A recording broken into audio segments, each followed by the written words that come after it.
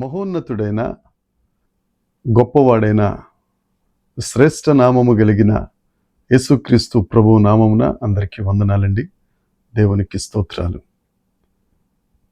విజయశీలుడైన దేవుడు, సైన్యములకు అధిపతి అయిన తండ్రి మనలను ప్రేమించి మనకు అనుగ్రహించిన ఈ నూతన దినమును బట్టి సమస్త మహిమ ఘనత ప్రభావములు యేసుక్రీస్తు ప్రభు ఒక్కరికే చెందునుగాక. ఆ దయగలిగిన దేవుడు ఈ నూతన దినములో మనకు అనుగ్రహించిన దేవుని యొక్క వాగ్దానము, కృపావార్త. ద్వితీయోపదేశ కాండము 32వ అధ్యాయము 47వ వచనం. ఇది మీకు నిరర్ధకమైన మాట కాదు, ఇది మీకు జీవమే. మరియు మీరు స్వాధీనపరుచుకొనుటకు యోర్దానును దాటబోవుచున్న దేశములో దీనిని బట్టి మీరు దీర్ఘాయుష్మంతులగుదురు. దేవునికి స్తోత్రం కలుగునుగాక, దేవునికి మహిమ కలుగునుగాక. మీరు దీర్ఘాయుష్మంతులగుదురు. ఎంత మంచి మాట కదా. చాలామందికి ఇష్టమైన మాట. చాలామందికి ఆశ ఏంటంటే మేము దీర్ఘాయుష్మంతులం అవ్వాలి, చాలా కాలం జీవించాలి. పెద్దలు కూడా చిన్నపిల్లల్ని దీవిస్తూ దీర్ఘాయుష్మంతులగుదురుగాక అని దీవిస్తారు.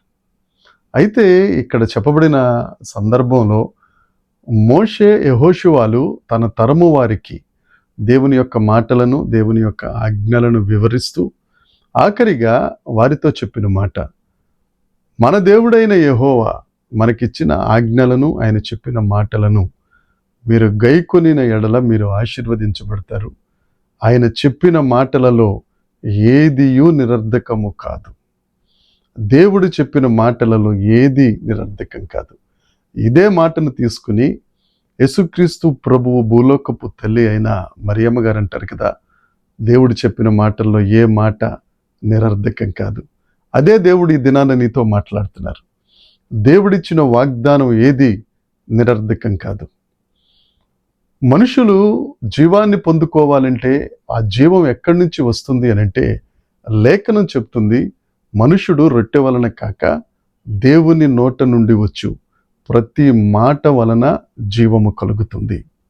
మన శక్తి చేత కాదు, మన భక్తి చేత కాదు, ఇంకో వేరే రకంగా కాదు. మనము ఆత్మీయంగా జీవించాలన్నా, శారీరకంగా జీవించాలి అనన్నా దేవుని సహాయం వలననే. భూమికి దేవుడు ఆజ్ఞ ఇయ్యగా అది పంటలు పండుతుంది. మనం అనుకుంటాం, దున్నేం కదా, ఎరువేసాం కదా, అంత కష్టపడ్డాం కదా అని అనుకుంటాం. కానీ ఒక విత్తనం భూమిలోకి వెళ్ళి చనిపోయిన తరువాత అది ఏ విధంగా బ్రతకాలి అనేది దేవుని యొక్క ఆజ్ఞయే. అదే దేవుడు నీకు కూడా ఆజ్ఞిస్తున్నాడు, నీవు బ్రతుకుదువు కాక. ఆ దేవుడు చెప్పిన ఏ మాట నిరర్ధకము కాదు, నిరర్ధకం కాదు. దేవుని యందు ప్రియమైన వారలారా, ఈ దినాన్న దేవుడు ఈ వాగ్దానం ద్వారా మనతో సంభాషిస్తున్నాడు. నీవు దీవించబడాలని, నీవు ఆశీర్వదించబడాలని, యేసయ్యకు అంటుకట్టబడాలని, ఆయన వెలుగులో ఉన్న ప్రకారం నీవు కూడా వెలుగులో బ్రతకాలని, ఆయనతో సహవాసం చేయాలని ఆయన నీకు ఆజ్ఞ ఇస్తున్నారు. ఆ మాట నిరర్ధకం కాదు. రెండవది, యెషయా గ్రంథము 55వ అధ్యాయం 11వ వచనం చెప్తుంది కదా, దేవుని దగ్గర నుంచి వచ్చు ఏ మాట నిష్ఫలముగా తిరిగి మరలా ఆయన దగ్గరకు చేరదు. ఆయన ఏమైతే అనుకున్నారో ఆ కార్యాన్ని జరిగించే ఆ మాట దేవుని దగ్గరికి వెళుతుంది. నీవు ఆశీర్వదించబడాలని, దేవుని రాజ్యమును విస్తరింప చేయబడాలని, నీవు దేవునికి ఒక సాక్షిగా ఉండాలని దేవుని వాక్యం నీ దగ్గరికి వస్తూ ఉంటే దాన్ని తృణీకరించి, దాన్ని తోసేసి నీ స్వప్రయోజనాల కొరకు లోకం వైపు తిరుగుతున్నావేమో. ఒక్కసారి ఆలోచించు.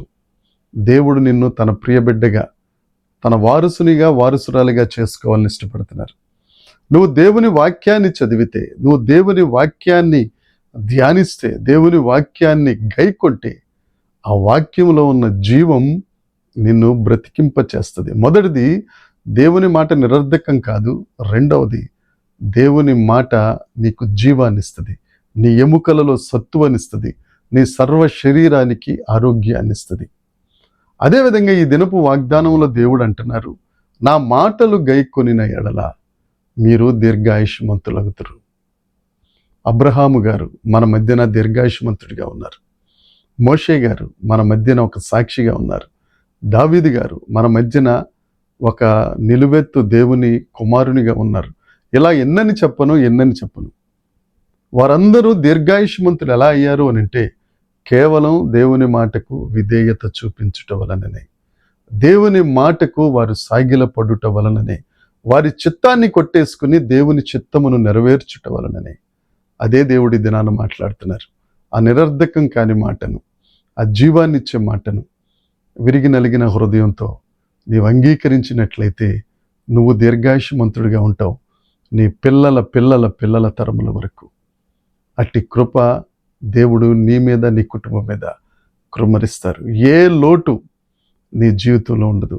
నీవు ఎంత వెతుకుకున్నా నీ కుటుంబంలో పాడైనది కనిపించదు. ఎప్పుడంటే నిరర్ధకము కాని మాట, జీవాన్నిచ్చే మాట, ఆ మాటకు లోబడుట నీ దగ్గర ఉన్నప్పుడు.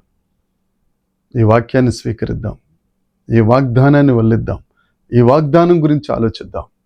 దేవుని చేత దీర్ఘాయుష్మంతులుగా దీవించబడదుముగాక.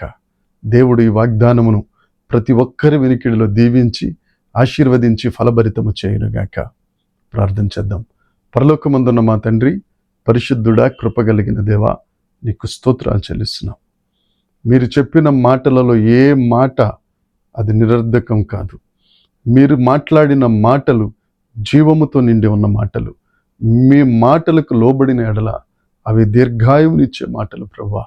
అట్టి కృప ఈ వాక్యం విన్న ప్రతి ఒక్కరికి మీరు అనుగ్రహించి ఆశీర్వాదమునకు కారకులుగా వారిని మీరు చేసినందుకు, దీవించినందుకు సమస్త మహిమ, ఘనత, ప్రభావములు మీకు మాత్రమే ఆరోపిస్తూ యేసుక్రీస్తు నామమున ప్రార్థించి అడిగి వేడుకొనుచున్నాము తండ్రి.